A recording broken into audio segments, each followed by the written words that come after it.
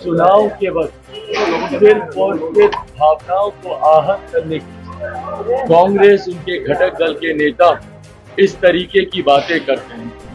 घृणित, निंदनीय, अशोभनीय और कुछ नहीं हो सकता। क्या आप एक राष्ट्रीय अध्यक्ष के लिए आप इस तरीके की भाषा का आप इस्तेमाल कर सकते हैं?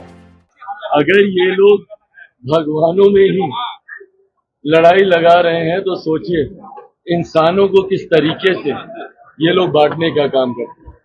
हकीकत है विपक्ष के पास कोई मुद्दा नहीं बचा, इसीलिए ये लोग इस तरीके की भाषा का इस्तेमाल करते हैं। हम लोग जब भगवान श्री राम की बात करते हैं, ये मैनिफेस्टो का हिस्सा भारतीय जनता पार्टी का रहा, जिसको कभी कांग्रेस या इनके सहयोगियों ने पूरा नहीं होने दिया। 500 साल से ज्यादा भगवान श्री राम लल्ला उस टेंट के नीचे रहे, तब ना इनकी भावनाएं आहत हुई, ना इनकी संवेदना उस प्रति जागी। पर आज जब भारतीय जनता पार्टी ने अपने मैनिफेस्टो को पूरा किया, एनडीए ने जब अपनी बातों को पूरा किया, तो आज इनको शिव भी याद आ रहे हैं।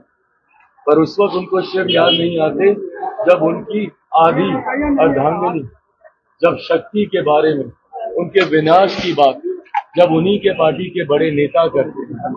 हकीकत है चुनाव के वक्त सिर्फ और सिर्फ भावनाओं को आहत करने की कांग्रेस उनके घटक दल के नेता इस तरीके की बातें करते हैं।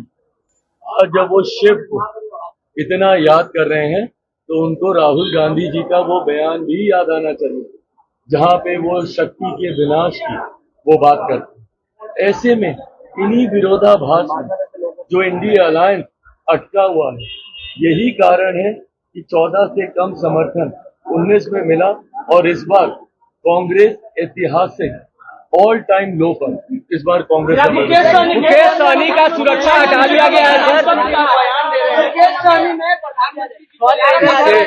इससे ज्यादा घृणित, निंदनीय, अशोभनीय और कुछ नहीं हो सकता।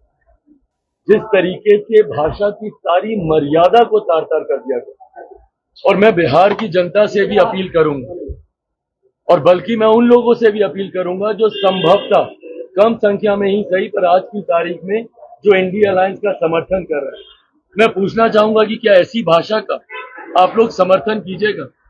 मेरे प्रधानमंत्री से लाख बैर सही, पर क्या कोई भी सभ्य समाज में ऐसी भाषा का स्थान है? क्या आप एक राष्ट्रीय अध्यक्ष के लिए आप इस तरीके की भाषा का आप इस्तेमाल कर सकते हैं?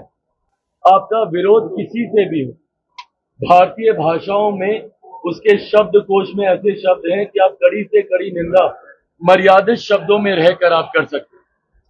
हमारे देश का गौरव है, हमारे देश का पहचान है हमारे प्रधानमंत्री। आपका उनसे मतभेद वैचारिक हो सकता है, पर इस तरीके से व्यक्तिगत टिप्पणी करना क्या आपको शोभा देता है?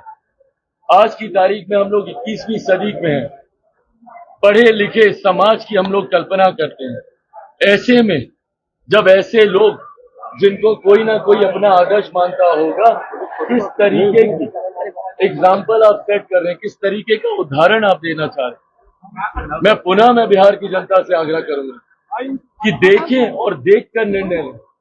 एक तरफ राजद है जो परिवार की मां बहनों को गाली देने का काम करते हैं, दूसरी तरफ उनके सहयोगी हैं जो प्रधानमंत्री जी के बारे में इस तरीके के शब्दों का इस्तेमाल करते हैं। सभ्य समाज में ऐसे शब्दों की कहीं कोई स्थान नहीं, और कल को अगर ऐसे लोग आ गए तो फिर उसके बाद आने वाली पीढ़ी को क्या संस्कार दिए जाएंगे, ये इनके नेताओं की भाषा से ही पता चलता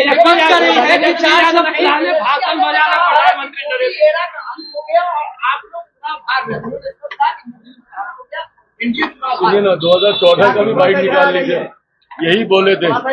2019 का भी बाइट निकाल लीजिए, यही बोल रहे थे। अंत किसका हो रहा है ये तो ये देख ही रहे ना। 2014 में जो प्रदर्शन था, एक सीट तो जीत नहीं पाए। 2019 में खाता पुनः नहीं खोल पाएंगे, और 2020 भी इनको भूलना नहीं चाहिए। 2020 में अगर हम लोग अलग होकर चुनाव नहीं लड़ते तो आज जो इनको घमंड है ना बड़ी पार्टी का, दहाई का आंकड़ा ये लोग पार नहीं करते।